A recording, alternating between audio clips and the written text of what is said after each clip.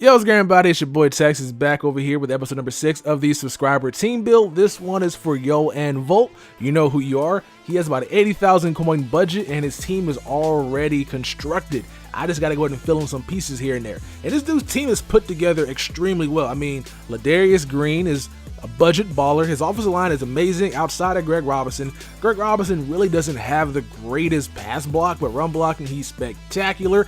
I used to use him at left guard. But his left guard is Justin Blaylock. He has Marquise Pouncey, Brandon Sheriff, and he has that Rob Havenstein guy. And his receiving core is spectacular as well. Stephen Diggs, Amari Cooper, and Santonio Holmes.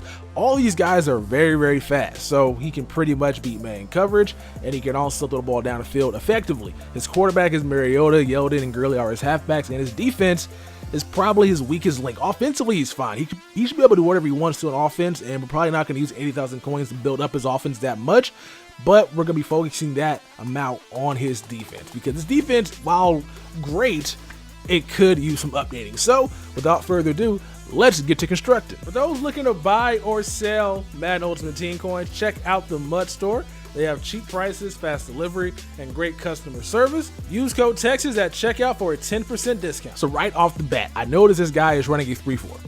I mean, his playbook does say, I think, Packers, which is 3-4 obviously, but you can just look at this dude's lineup and just know what he's running. And he's running a 3-4 right now, and it's kind of confusing because if he's running a 3-4, why does he have Tuitt at outside linebacker? I mean, Tuitt's cool. He has decent speed, great block shit, probably one of the best cards in this game when it comes to block shit for the value. I say it a lot, guys. I just say that. I don't have any idea if that's true, but I just say it because you guys don't question it. Anyway, Tuitt's amazing. I just don't think he is the outside linebacker ideal type, especially because if he's in zone coverage, like let's say you're in the goal line and your guys are tired, he's out there, he's going to probably give him a touchdown. So that guy is probably somebody you don't want there. So first things we'll be doing right now is we're going to move Tuitt down to the defensive line and then look for an outside linebacker to back up Melvin Ingram. So we just moved Tuitt down and we brought in Mark Barron just because Mark Barron's amazing. Now on the left outside linebacker side, I'm cool with Clay Matthews being right here. I don't like Clay Matthews as a middle linebacker. I mean, he's cool, but you have to blitz a lot. There's a couple linebackers in this game that are really good if you blitz a lot. And that's Clay Matthews, Lawrence Timmons, and there's one more guy, I believe, that has great block shit that can get off the box and get in backfield. But Clay Matthews, that left outside linebacker, right outside linebacker, makes sense. So he's cool right here, but again, Tuitt doesn't make much sense. So we got to find a guy that we can pick up for the low that can also blitz off the edge as well as, you know, drop back into coverage. Now, I'm not going to use the ever so versatile 92 overall Jordan Hodges. I mean, I could, but you guys are probably tired of that guy already, so we're not going to be using him right now. Let's go find somebody else.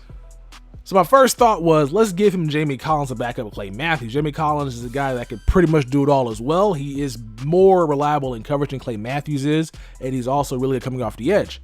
But I think because his price is kind of high, he should not be a backup. I'm not going to give him Jamie Collins. So let's go to option number 2. Option number 2 was this Derek Brooks, but with the inflation of these legendary players, and plus he's a set reward, I believe, he's probably going to be super expensive. So we're not going to go with him as of right now.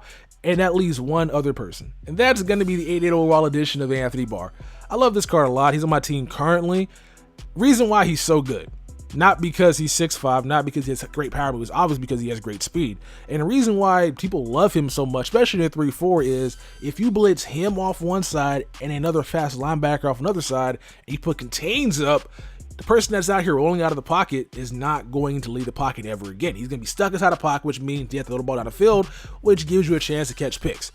I love forcing your opponent out of his comfort zone because a lot of people in this year's game, their whole game plan is to hike, roll out of the pocket, throw the ball down the field. And if you got a guy like Stephen Tuitt or even Clay Matthews, who is not the fastest guy, he can pretty much get around that guy and then catch the edge and just go up the field or throw the ball down the field to somebody that's open. So you want to force your opponent into a bad decision. And to help force those bad decisions, you got to get guys like Anthony Barr to come off the edge and make your opponent worry just a tad bit. So that's what we got Anthony Barr right here. And now that linebacking core is pretty much set, let's go ahead and upgrade our defensive line. One guy you can add who's going for very cheap is going to be this Cedric Thorne. He is actually pretty good. At first glance, you see, you know what?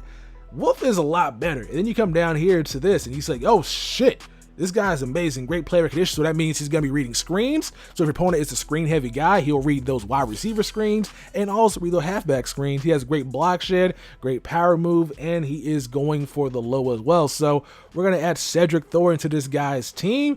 I don't care if he starts him or if he's on his bench. Just make sure you guys add a Ced Thornton to your team because he is really amazing. And in a 3-4 scheme, he fits the system perfectly.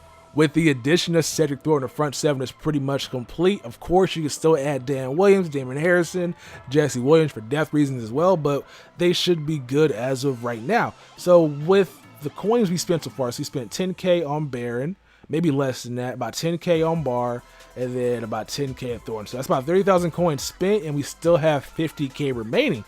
So now we're going to be attacking the cornerback position. So he has Antero, who is a crazy value for what he brings, which is just great speed. He also has Roby, and in the slot he has Desmond Trufant, which is cool. Trufant was actually one of the best cornerbacks in this game when the game first came out. But as of right now, he is kind of outdated, and you got to find a guy that can replace him. Originally, I was going to give him William Gay, but he does not have anything other than block shed. He's slow. He has no types of man coverage. Like 81 man is pretty awful, so he's not going to fit this dude's scheme.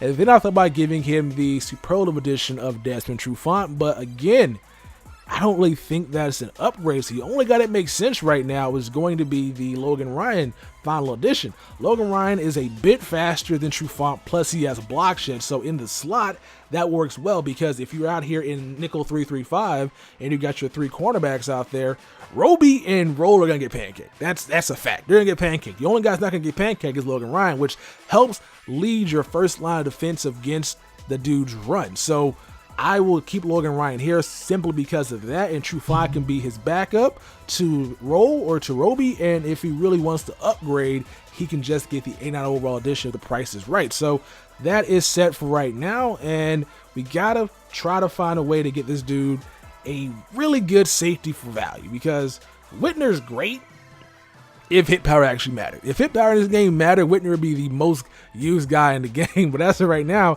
you kind of gotta have coverage. And Clinton Dix is amazing, so I'm thinking at strong safety, we're going to go out of our way again and play a guy to position and just bring in Adrian Amos over here. Amos is going for the low price of like 27,000 coins. I really want the new one too, but that one is super expensive, but he's super cheap. And he brings to the table great zone coverage and great speed. So we'll be backing up Whitner with Amos just for more depth reasons, obviously, and just to secure the secondary if the hit power is not working. But this dude's team was put together extremely well. His offense was amazing. We pretty much spent his entire budget over here on defense. We probably have some remaining, but as of right now, I don't see anything else I can upgrade on this dude's team. Like, I don't see anything else I can do. Of course, obviously, I could just tell him to sell players off and get these specific players and use that for the budget, but I'm not going to do that. If this team's already the way it is and he pretty much just needs a little bit of help, I'm going to give him the little bit of help that he needs, and this dude's team was put together rather nicely. So shout out to Yo and Volt, man. Like, you constructed a pretty damn good team for how many coins that you had allotted to you. I'll be back tomorrow with episode number 7 of the subscriber team build, and I'm going to try to find more teams that are put together awfully. But as of right now, the only negative thing I can say about this dude's team was his left tackle can't pass block, which is not going to protect your quarterback's blind side, but he has Mariota, so if the guy does get a block shit, he can scramble out of the pocket and throw the ball down the field. And on defense, him having Tuitt as a backup at linebacker to Melvin Ingram didn't make a lick of sense, but now it does because we got team pretty much constructed extremely great. So hope y'all enjoyed. Thumb up the video if you guys did, and I'll catch y'all tomorrow. Peace.